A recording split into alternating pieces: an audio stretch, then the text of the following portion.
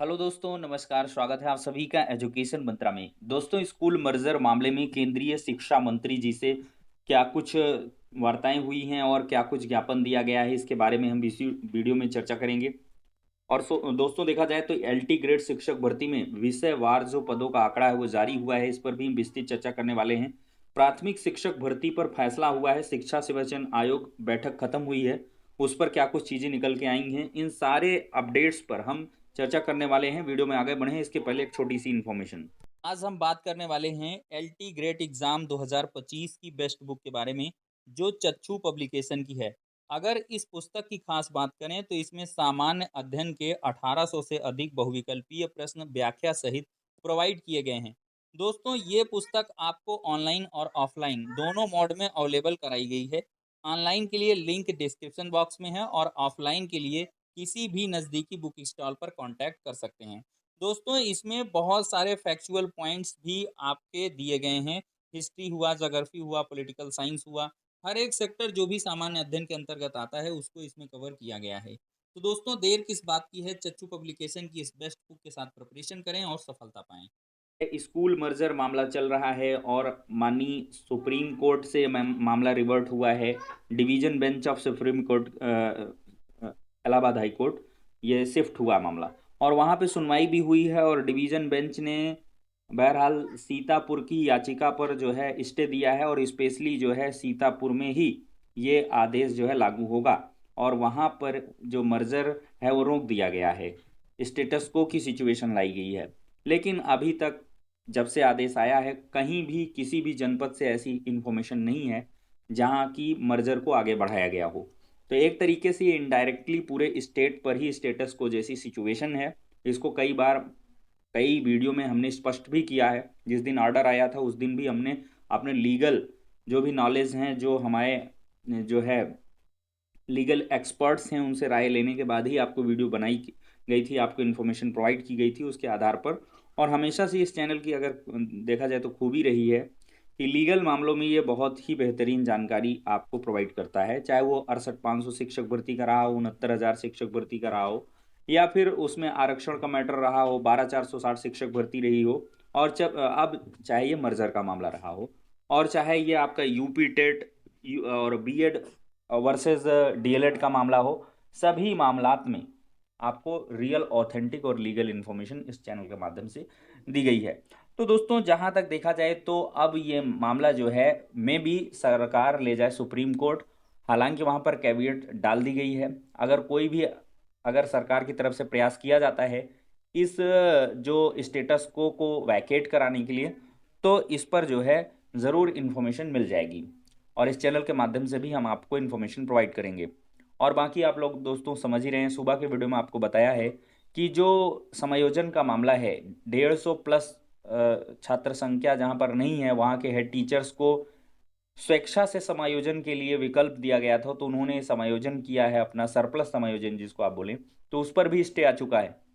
वो याचिका का संख्या पुराना है, चूंकि जो समायोजन की बात हो रही थी, समायोजन के लिए जो आदेश आए हुए थे 150 वाले, तो वो पहले के थी, तो उसी बेस पर ये याचिका दाखिल की गई थी। ठीक है दोस्तों, उसमें कंफ्यूज होने वाली बात नहीं है कि ये 2024 का मामला है, सितंबर 2024 आई थिंक है। तो चलिए, ये सारी बातें हो जाती हैं। तो दोस्तों, अभी देखा जाए तो स्कूल मर्जर मामले में केंद्रीय शिक्षा मंत्री से मुलाकात हुई है और उनको भी ज्ञापन इस संबंध में सौंपा गया है। दोस्तों, यहाँ पर एडवोकेट प्रिया सरोज हैं, संसद सदस्य हैं लोकसभा मछली शहर की, और इन्होंने धर्मेंद्र प्रधान जी से 25 जुलाई की डेट पर मुलाकात की हुई है। यहाँ पर ये इमेज भी आप लोग देख सकते हैं, इन्होंने ज्ञापन भी सौंपा हुआ है, यही सेम ज्ञापन आपको हम यहाँ पर दिखा रहे हैं।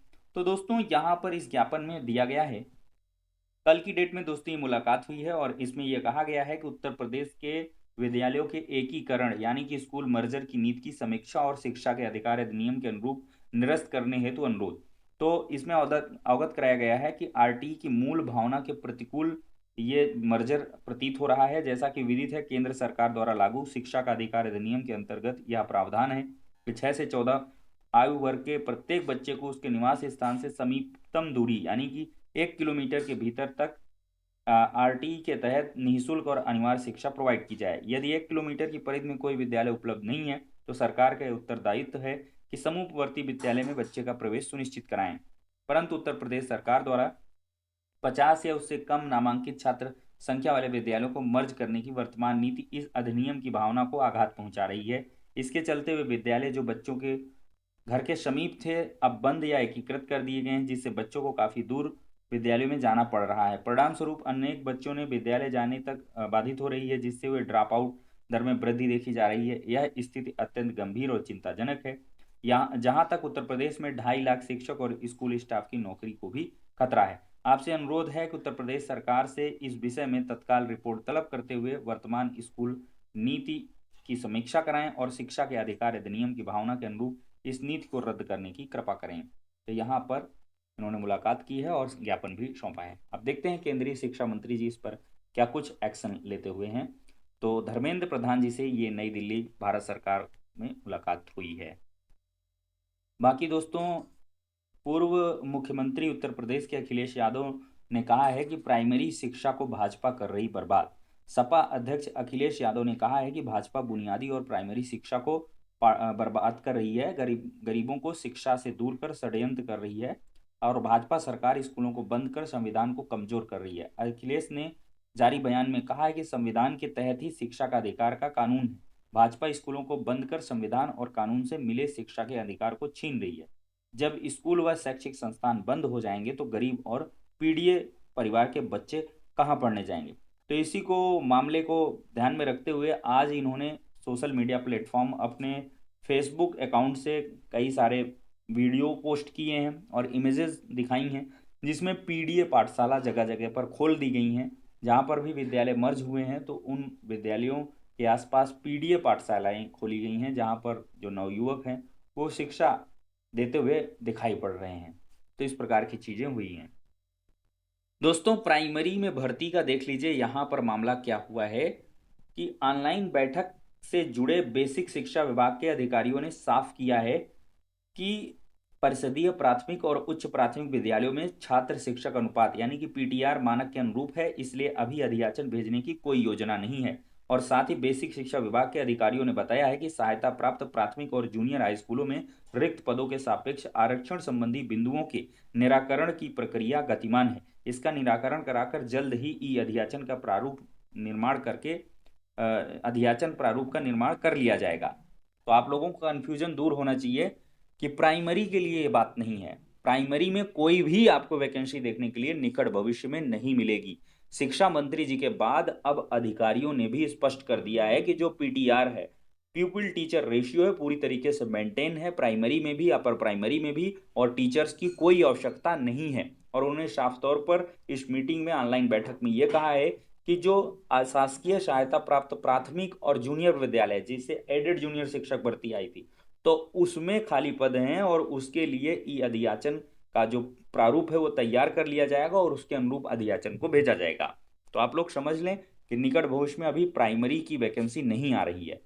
और दोस्तों, यूपी टेट के लिए बैठक में जरूर निर्णय हुआ है कि यूपी टेट का जो विज्ञापन है वो बहुत जल्द से जल्द जारी किया जाएगा। तो प्राथमिक शिक्षक भर्ती की तैयारी करने वाले स्पेशली जो उत्तर प्रदेश के लिए तैयारी कर रहे हैं उनके लिए ये विशेष खबर है और वो लोग अन्य जगहों पर प्रयास कर सकते हैं जब तक कि उत्तर प्रदेश में वैकेंसी नहीं आती है।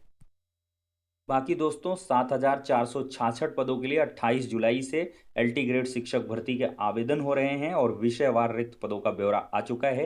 हिंदी में देखें तो 568 पुरुष, महिला के 119, कुल 687 पोस्ट हैं। अंग्रेजी में 540 113 653 पोस्ट हैं। सामाजिक विज्ञान यानी कि सोशल साइंस में 561 पुरुषों के 140 महिला के कुल 701 पोस्ट हैं। जीव विज्ञान के 185 29 यानी कि 214 पोस्ट हैं।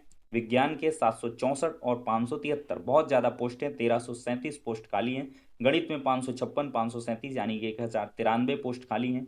और उर्दू के 102 और 18 यानी कि 120 पद हैं। कंप्यूटर के भारी भरकम पोस्ट हैं 601 और 455 1056। और कला में 383 और 195 578। इसी प्रकार से गृह विज्ञान में 206 163 369। और इसी प्रकार से संस्कृत, संगीत इत्यादि में ये आप लोग स्क्रीनशॉट इसको रख सकते हैं। तो फिलहाल के लिए दोस्तों ये हो जाती हैं सारी इंपॉर्टेंट इन्फॉर्मेशन। वीडियो को लाइक एंड शेयर करें। नेक्स्ट वीडियो में मिलते हैं। दोस्तों, थोड़ी सी चीज़ें इसमें और भी बता देते हैं। 28 जुलाई से ऑनलाइन आवेदन हो रहा है और जो अभ्यर्थी अभी भी OTR नहीं किए हैं, यानी कि वन टाइम रजिस्ट्रेशन नहीं किए हैं, जा कर के upsc.nic.in वेबसाइट पर अपना OTR जरूर कर लें, क्योंकि काफ़ी भीड़ रहने वाली है। और 28 तारीख को अगर आप आवेदन करने जाएंगे तो OTR आपको करना पड़ेगा, और हो सकता है 24 से 48 घंटे आपको वेट भी करना पड़े। तो इसलिए OTR अभी भी कर लें, अभी भी थोड़ा सा वक्त है आपके लिए, जिससे कि आपका समय खराब ना हो। हालांकि 1 महीने का वक्त दिया गया है, लेकिन दुर्घटना से देर भली। तो यहाँ पर दोस्तों जो है, prevention is better than cure, इस प्रकार की बहुत सारी कहावतें आप यहाँ पर फिट कर सकते हैं, यानी कि आप पहले से ही अपनी चीज़ों को तैयार रखें। तो ठीक है दोस्तों, ये सारी इन्फॉर्मेशन थी।